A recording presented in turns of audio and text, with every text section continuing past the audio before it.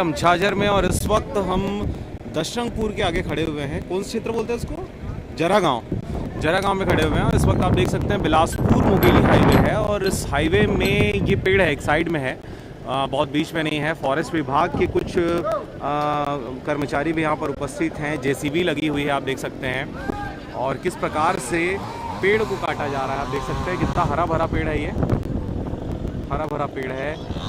पोखर कुमार कुर्रे का वहाँ पे बोर्ड भी लगा हुआ है। पेड़ को बड़ी बेरहमी से काटी जा रही है, आप देख सकते हैं। यहाँ पे काफ़ी संख्या में भीड़ भी मौजूद है। मैं आपको पीछे भी दिखाना चाहूँगा। सड़क के दोनों तरफ भीड़ लगा हुआ है। और यहाँ पर जो टीम है वो टीम पेड़ को काटने की जद्दोजहद में है।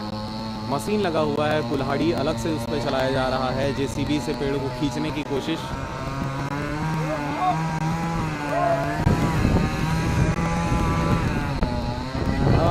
राजकुमार यादव हमारे साथ हैं, हम इनसे जानेंगे कि इतने हरे भरे वृक्ष को काटने की जो मंशा है क्या हो सकती है। यादव जी बताएं।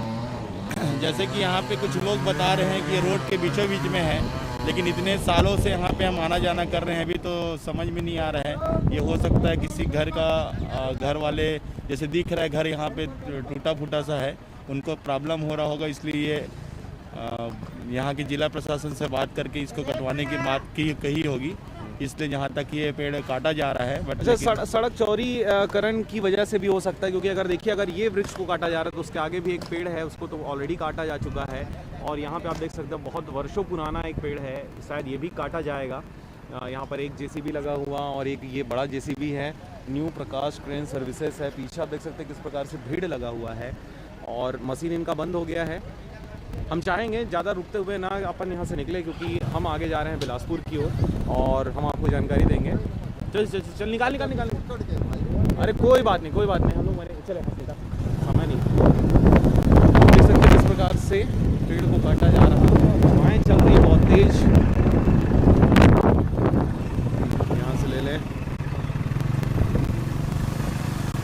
फंस गया। ठीक, तो ये इस प्रकार से इसमें भीड़ लगा हुआ है। फॉरेस्ट विभाग के अधिकारी भी यहाँ पे हैं, कुछ पुलिस प्रशासन से जुड़े हुए लोग भी हैं। काफ़ी समय लगेगा उस पेड़ को काटने में, क्योंकि बहुत पुराना पेड़ है। और आप देख सकते हैं इस प्रकार से लंबी कतारें सड़क के दोनों ओर लगी हुई हैं। निसंदेह इतने हरे भरे वृक्षों को काटने का कोई जो पर्याय है वो खोजा जाना चाहिए प्रशासन के द्वारा। हम बिलासपुर की ओर जा रहे हैं, मोटरसाइकिल में हैं आज। कई जगह ऐसा देखने को मिलता है कि लगातार वृक्षों को सिर्फ सड़क चौड़ीकरण के नाम से काट दिया जाता है।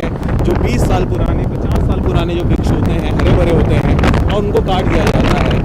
यहाँ पे हमने पहले भी आपको एक खबर दिखाने के माध्यम से बताने की कोशिश किया था कि प्रशासन को किसी ऐसे चीज़ की जो ज़रूरत है उसकी पूर्ति करनी चाहिए। जैसे कि बड़े बड़े जो विकसित जो देश हैं, चाहे अमेरिका की बात करें, चीन, जापान या कोरिया की बात करें, ऐसे देशों में इतने बड़े वृक्षों को काटा नहीं जाता, उनको ट्रांसप्लांट करने की ओर कोशिश की जाती है। बड़े बड़े मशीन बना लिए गए हैं जिसके आधार पर उसको जड़ सहित वृक्ष को उखाड़ लिया जाता है और नए गड्ढा करके नए जगह पर उसको स्थानांतरित कर दिया जाता है। लेकिन ये हमारा देश भारत, यहाँ पर अब भी वृक्षों की कटाई पूरी तरीके से जोर से जारी है। और गवर्नमेंट की यथा स्थिति से आप बखूबी वाकिफ हैं किस प्रकार से पॉल्यूशन बढ़ रहा है। चाहे हम ग्लोबल वार्मिंग की बात करें, चाहे हम किसी भी प्रकार के प्रदूषण की बात करें, सबसे इम्पॉर्टेंट वृक्षों की कटाई को रोकना है।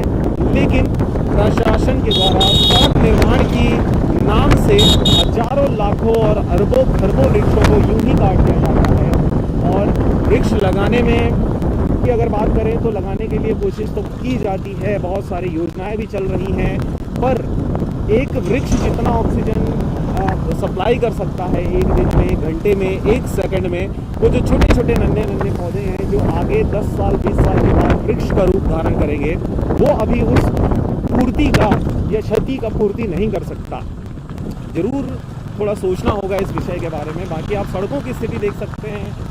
जरा गांव के आगे हम आ चुके हैं। ये सड़क की यथा स्थिति है, अभी बनाया जा रहा है सड़क और इसको चौड़ा किया जा रहा है। ये वर्षों पुराना सड़क था, जो सिंगल हाईवे था उसको डबल हाईवे इसको बनाया जा रहा है, डबल लेन इसको बनाया जा रहा है। यही वजह है कि सड़कों के साथ हम आपको ऐसे ही अपडेट्स लगातार देते रहेंगे।